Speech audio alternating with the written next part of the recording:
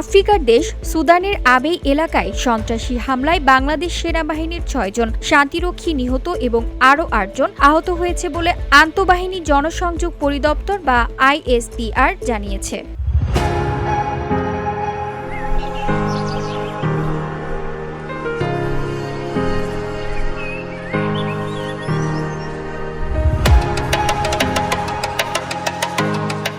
জাতিসংঘ শান্তিরক্ষীদের ঘাঁটিতে হামলার ঘটনা ঘটেছে এবং সেখানে যুদ্ধ চলমান রয়েছে বলেও আইএসপিআর এক বার্তায় জানায়। এ ঘটনাকে ভয়াবহ আখ্যা দিয়ে তীব্র নিন্দা জানিয়েছেন জাতিসংঘের মহাসচিব আন্তোনিও গুতেরেস।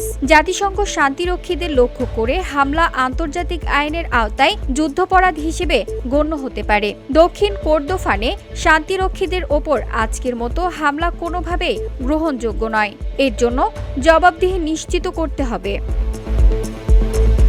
এ ঘটনায় প্রধান উপদেষ্টা বলেন, শান্তি ও স্থিতিশীলতা প্রতিষ্ঠার মহান দায়িত্ব পালনের সময় আমাদের ৬ জন বীর শান্তিরক্ষী শাহাদাত বরণ এবং আরও ৮ জনের আহত হওয়ার সংবাদে আমি গভীরভাবে মর্মাহত।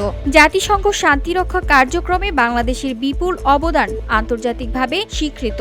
বীরদের এই আত্মত্যাগ একদিকে জাতির গৌরব, অন্যদিকে গভীর বেদনার। এই দুঃসময়ে সরকার শান্তিরক্ষীদের পরিবারগুলোর পাশে থাকবে।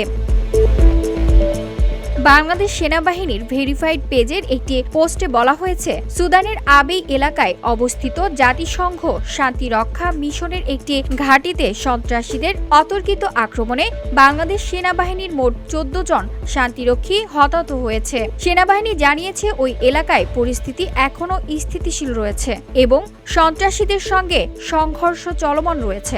আহত শান্তিরক্ষীদের প্রয়োজনীয় চিকিৎসা ও উদ্ধার কার্যক্রম গ্রহণের জন্য সংশ্লিষ্ট কর্তৃপক্ষ সর্বাত্মক প্রচেষ্টায় অব্যাহত থাকবে।